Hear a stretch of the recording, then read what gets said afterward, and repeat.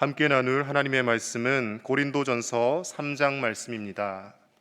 오늘 하루도 예수님의 부활을 되새기며 기쁨으로 이 하루를 살아가시는 저 여러분들 되시기를 간절히 축복합니다.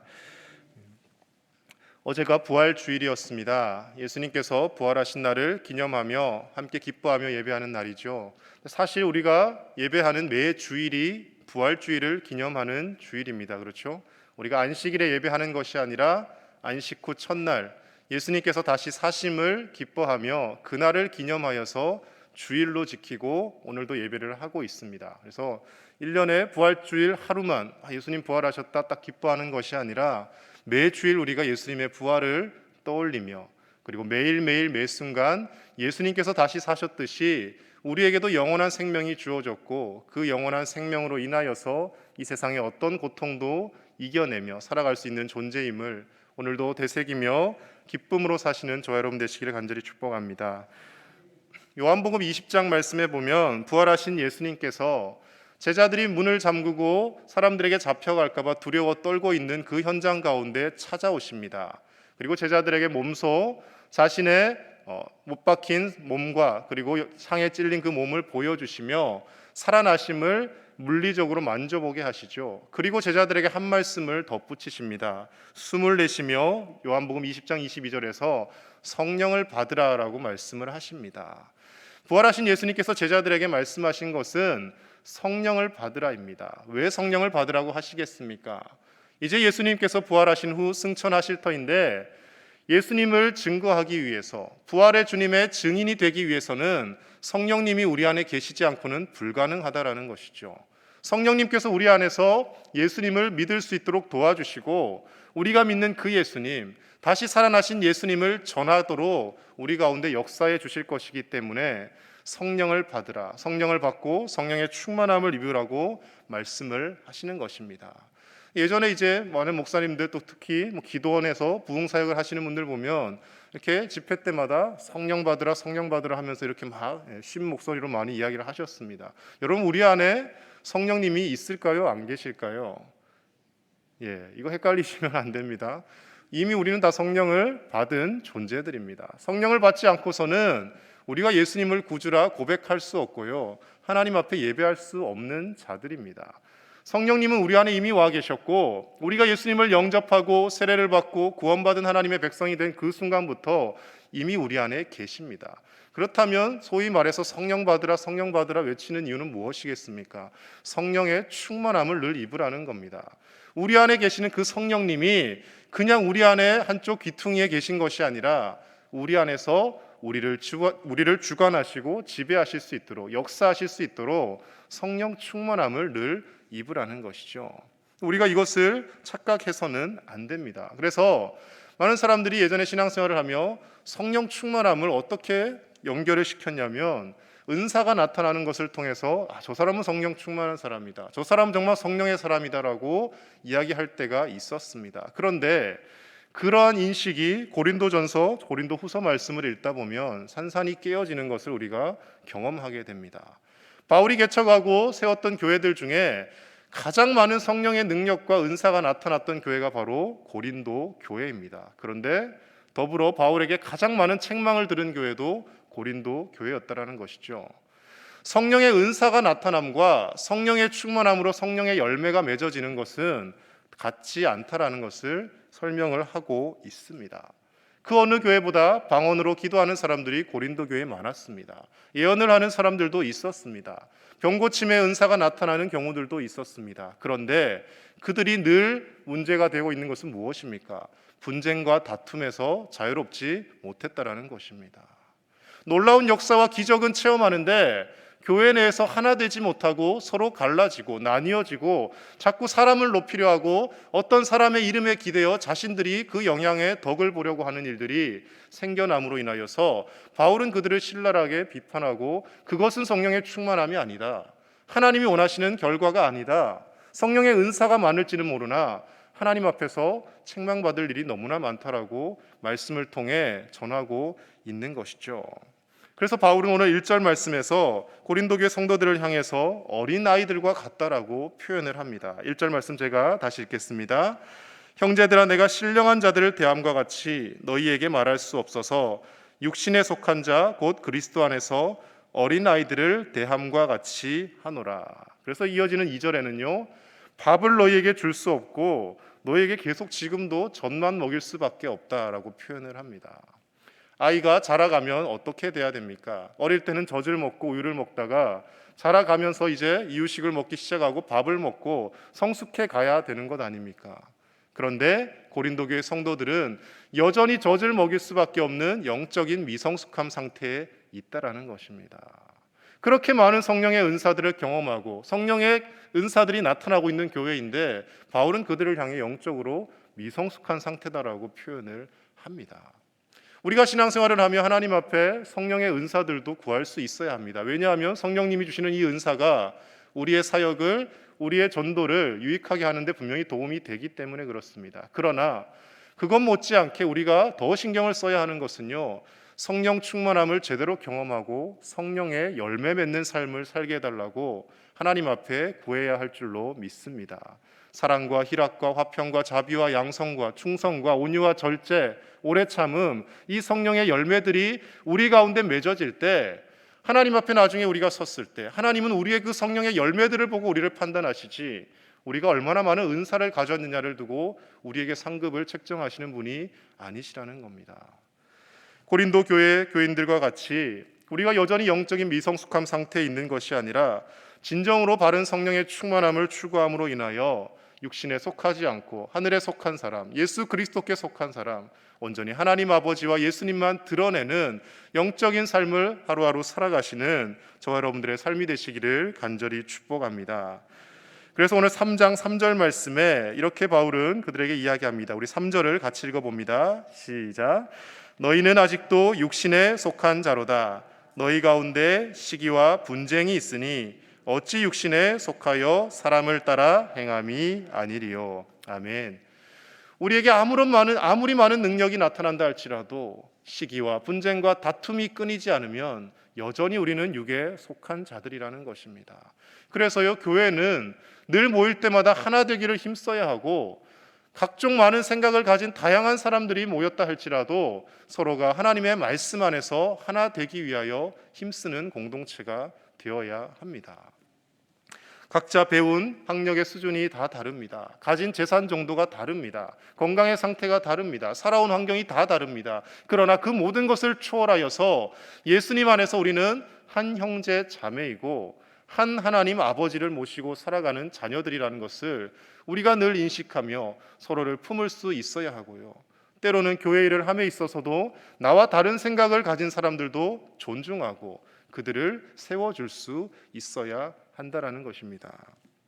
그렇다면 우리가 성령에 속한 사람으로 살기 위하여 어떠한 자세로 삶을 살아야 할지 오늘 말씀에 많은 내용들이 나와 있는데요, 두 가지만 우리 함께 살펴보도록 하겠습니다. 첫 번째는요, 자신이 높아지려 하는 것이 아니라 하나님의 이름을 높이는 사람이 되어야 합니다. 오늘 5절에서 7절 말씀, 5, 6, 7절 말씀을 우리 다시 한번 같이 읽겠습니다. 시작. 그런즉 아볼로는 무엇이며 바울은 무엇이냐? 그들은 주께서 각각 주신 대로 너희로 하여금 믿게 한 사역자들이니라.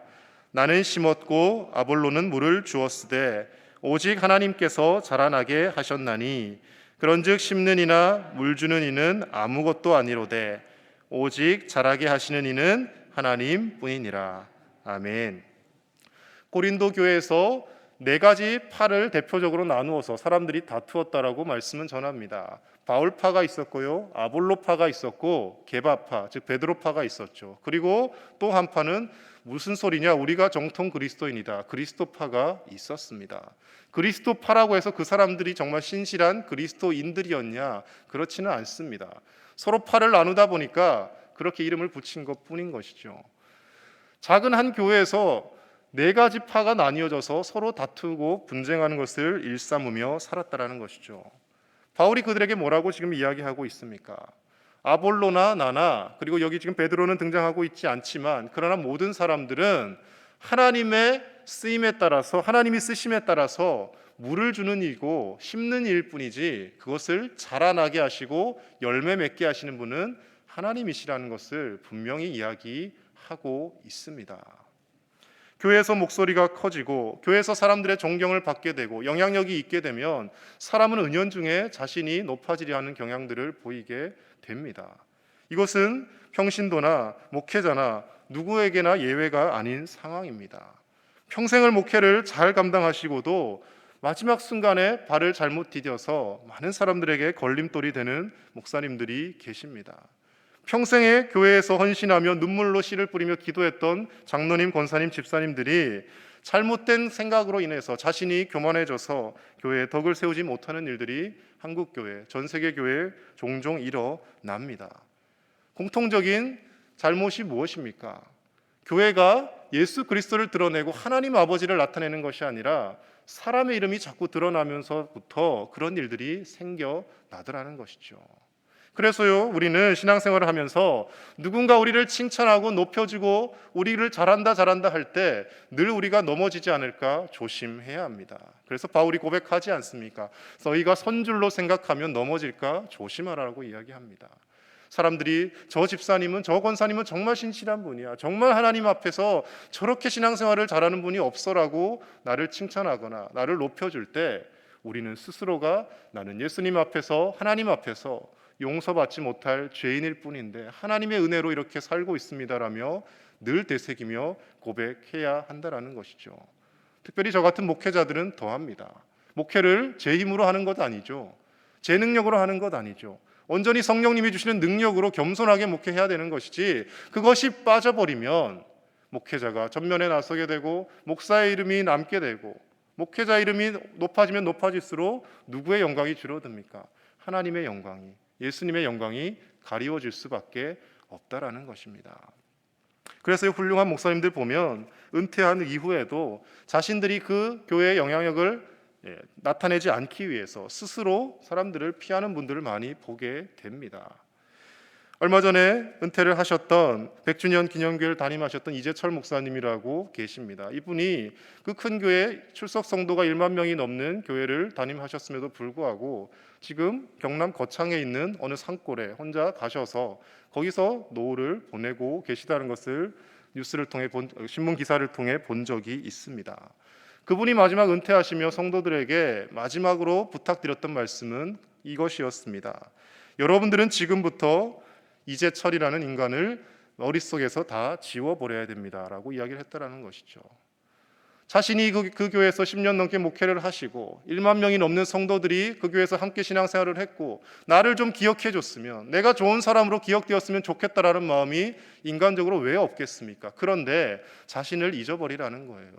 그리고 새로 오신 담임 목사님과 함께 잘 여러분들 신앙생활을 하시고 나는 이 교회에서 이름이 남아있으면 안 됩니다라고 주장을 했다라는 것이죠.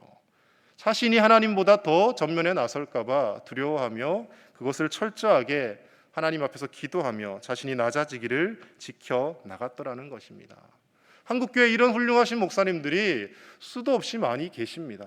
시골 교회를 평생 목회하시며 정말 남들보다 부유하지 못하게 생활하시며 가난하게 힘들게 어렵게 목회하시는 목회자들이 대다수입니다. 그런데 이제 잘못된 한두 분의 예를 통하여서 한국교회가 마치 전체가 다 그렇게 타락한 것이냐 사회는 비판을 하는 것이죠. 우리도 이와 같은 자세로 살아야 할 줄로 믿습니다. 바울은 철저하게 자신이 많은 교회를 개척하였지만 그 교회의 영향력을 행사하려 한 것이 아니라 교회가 어느 정도 자립하면 다른 사람에게 그 교회를 맡기고 또다시 교회를 개척하러 떠났습니다. 그리고 자신은 아무것도 아니다라고 늘 주장하며 심지어 자신을 표현하기를 내가 죄인 중에 괴수다라고 표현하며 내가 이만큼 수고했으면, 이 정도 열심히 하나님 나라를 위해 뛰었으면 이제 내가 어느 정도 위치에 올라섰다라고 고백할 법도 한데 그렇게 고백하지 않습니다. 나는 날마다 죽노라, 내가 죄인 중에 괴수다, 만삭되지 못한 나 같은 자에게 하나님이 예수님을 전할 수 있도록 은혜를 부어주셨다라며 늘 고백하며 살았다라는 것이죠. 여러분, 우리에게 하나님께서 많은 직분들을 주셨습니다. 저는 목사로 부르셨고 여러분들 장로님으로, 권사님으로, 집사님으로, 안수 집사님으로 다 부르셨습니다. 하나님께서 하나님의 교회를 세워가시고 더 많은 사람들을 주님께로 인도하라고 우리에게 이 직분을 주신 줄로 믿습니다. 그렇다면 우리가 드러나는 것이 아니라 우리의 신앙생활을 통하여 우리의 직분을 열심히 감당함을 통하여 온전히 예수님만 드러나고 하나님 아버지의 영광만 드러나게 하는 참된 성령의 충만한 삶을 살아가는 저 여러분들의 삶이 되시기를 간절히 축복합니다. 두 번째로요, 성령의 충만한 사람들은 우리의 몸과 마음을 하나님이 거하시는 처소이자 거룩한 성전으로 삼고 살아가게 됩니다. 우리 16절과 17절 말씀을 같이 읽겠습니다. 시작. 너희는 너희가 하나님의 성전인 것과 하나님의 성령이 너희 안에 계시는 것을 알지 못하느냐? 누구든지 하나님의 성전을 더럽히면 하나님이 그 사람을 멸하시리라. 하나님의 성전은 거룩하니 너희도 그러하니라. 아멘. 바울이요, 성전의 개념을 구약 시대와 완전히 바꾸어 버립니다. 바울이 바꾼 것이 아니죠. 예수님께서 말씀하신 것을 바탕으로 해서 새로운 성전의 개념을 이야기하는 것이죠. 구약의 유대인들은 눈으로 지어진 성전, 솔로몬의 그 성전, 그리고 이후에 무너졌다가 다시 세워진 스룹바벨이 재건한 성전, 또 무너졌다가 헤롯이 다시금 만들어진 완성된 헤롯 성전, 그 성전을 두고 성전이라고 늘 표현했습니다. 그런데 예수님이 오심으로 어떻게 됩니까? 성령님이 우리 안에 거하시면 우리의 몸과 마음이 하나님을 모신 거룩한 성전이 되어진다라는 겁니다. 우리 한 사람 한 사람이 교회이고 예수님을 주로 고백하는 사람들의 모임이 교회라고 우리는 그렇게 교리적으로도 생각하고 배우지 않습니까? 우리 한 사람 한 사람이 거룩한 성전이 되고 내 몸을 더럽히면, 내 생각을 더럽히면 성전이 더러워지는 것이고 하나님의 전이 더러워지는 것이고, 내가 더러워지는 것이 나 한 사람 더러워지는 것으로 끝나는 것이 아니라 내가 믿는 예수 그리스도께서 사람들의 모욕거리가 된다라는 것을 우리는 늘 생각하며 살아야 한다라는 것이죠. 그래서 우리가 늘 성결하기 위하여 하나님 앞에 기도하며 성결케 되기 위하여 성령님이 우리를 주장해 달라고 우리는 성령의 충만함을 구할 수 있어야 할 줄로 믿습니다. 우리가 성결하게 되는 방법, 우리가 성결하게 되는 결과의 열매가 어떻게 드러납니까? 그것은 바로 남을 섬기는 데 있습니다. 예수님께서 마가복음 10장 45절에서 이렇게 말씀하시지 않습니까? 인자가 온 것은 섬김을 받으려 함이 아니라 도리어 섬기려 하고 많은 사람들에게 자기 목숨을 대속물로 주려 함이다라고 말씀을 하십니다. 하나님과 한 분이신 하나님의 아들이신 그 예수님조차도 섬기러 이 땅에 오셨다 그러고 자기의 목숨까지 내어놓으면서 다른 사람들을 섬기기 위하여 이 땅에 오셨다라고 말씀을 하시는데 우리가 뭐라고 높임을 받으려 하고 우리가 뭐라고 섬김을 받으려 하겠습니까? 주님을 알면 알수록, 신앙생활이 무르익으면 무르익을수록, 성령에 충만하면 충만할수록 우리는 고개를 숙이게 되고 남을 섬기는 사람들이 되어질 줄로 믿습니다. 그 섬김의 정도에 따라서 얼마나 섬김의 사람이 되었느냐, 얼마나 헌신하는 사람이 되었느냐에 따라서 앞서 말씀하신 10절에서 14절 말씀, 우리의 세운 공적이 하나님 앞에 드러나는 것입니다. 오늘 말씀을 다 말씀드리지 못하지만 10절에서 15절 말씀에 세운 공적에 따라서 상을 받는 사람이 있는가 하면 불 가운데 구원을 받는 사람이 있다라고 표현을 합니다. 무엇이겠습니까? 구원은 우리가 예수 그리스도의 십자가의 보혈과 은혜로 받지만 하나님 앞에서 우리가 얼마나 겸손하게, 얼마나 섬기는 자세로 어떻게 살아갔느냐에 따라서 우리의 공적이, 우리의 상급이 하나님 앞에서 결정될 날이 있다라는 것이죠.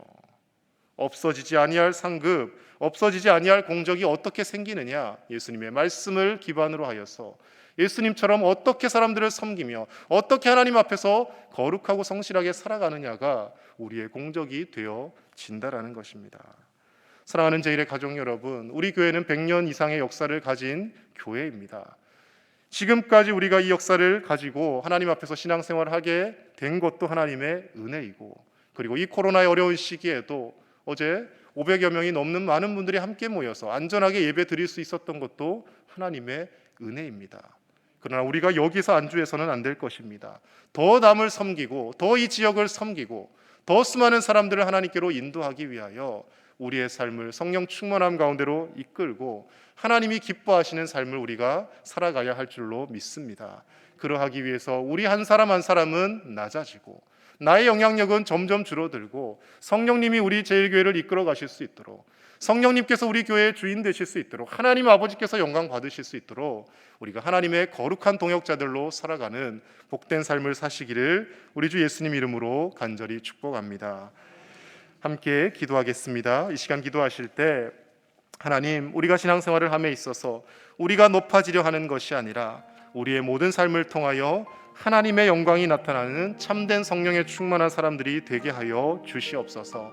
남을 더 섬기게 하여 주시고 예수님처럼 겸손한 자가 되게 하시고 바울처럼 우리의 이름을 드러내려 하는 것이 아니라 온전히 우리는 예수 그리스도의 종일 뿐이라고, 하나님 아버지의 자녀일 뿐이라고 고백하며 하나님 영광 나타내는 우리가 되게 달라고 함께 기도하시고, 계속해서 고통받고 있는 미얀마 땅을 위해서 함께 기도해 주시기 바랍니다. 그리고 이 코로나19 백신의 접종과 여러 가지를 통하여 완전히 소멸되어 하나님 앞에 우리 모든 성도들이 다 함께 모여 다시금 예배할 수 있는 날을 허락해 달라고 함께 기도하며 나가겠습니다.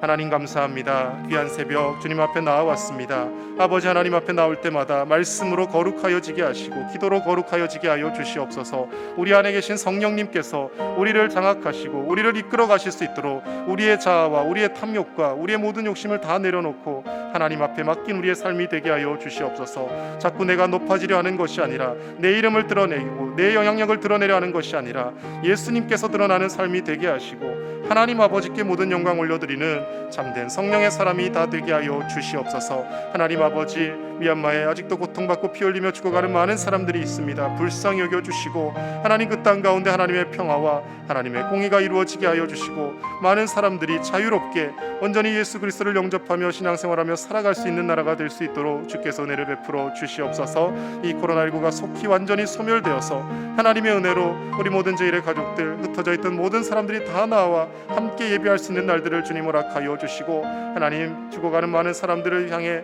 우리가 손을 펼치게 하시고 하나님께서 우리에게 주신 복과 은혜를 나누며 그로 인하여서 구원받는 사람이 한 사람 한 사람 더 많아지며 날마다 주의 전에 모이며 하나님을 찬송하는 소리가 끊이지 않도록 주께서 은혜를 베풀어 주시옵소서. 오늘 하루도 강건함을 주시고 주님과 동행하며 살아가는 하루가 되게 하시고 하나님이 주신 복을 나누며 베풀며 풍성한 삶을 살아갈 수 있도록 주께서 함께하여 주시옵소서.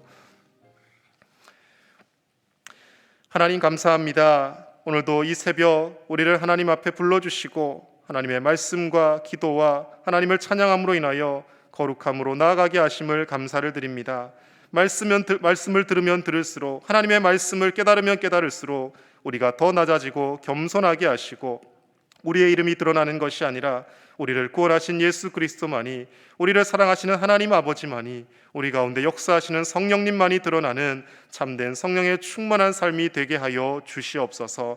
하나님 아버지, 이 코로나19가 속히 소멸되게 하여 주셔서 흩어져 있는 우리 제일의 모든 가족들 다 나와 함께 예배할 수 있는 날들이 속히 오게 하여 주시고 우리의 삶을 통하여 아직도 구원받지 못한 수많은 사람들이 돌아오는데 우리가 거룩하게 쓰임받는 하나님의 동역자들이 되게 하여 주시옵소서. 미얀마 땅을 긍휼히 여겨주시고 피 흘리며 죽어가는 무고한 생명들을 불쌍히 여겨주셔서 그 땅 가운데 참 자유와 평화를 허락하여 주시며 무엇보다 그 땅도 복음으로 주님 앞에 바로 서는 귀한 나라가 될 수 있도록 하나님 은혜를 베풀어 주시옵소서. 이 새벽도 하나님의 은혜에 감사하며 귀한 예물 올려드리는 손길이 있습니다. 하나님 축복하여 주시고 하나님의 것을 구별하여 드리는 그 귀한 믿음 위에 하나님 더 많은 것으로 채워주시고 드리면 드릴수록 하나님이 더 넘치게 채워주시는 복과 은혜를 평생에 경험하며 살아갈 수 있도록 은혜를 베풀어 주시옵소서. 귀한 예물들이 쓰일 때마다 하나님 선하게 인도하여 주시고 하나님의 영광만이 나타날 수 있도록 주님 함께하여 주시옵소서.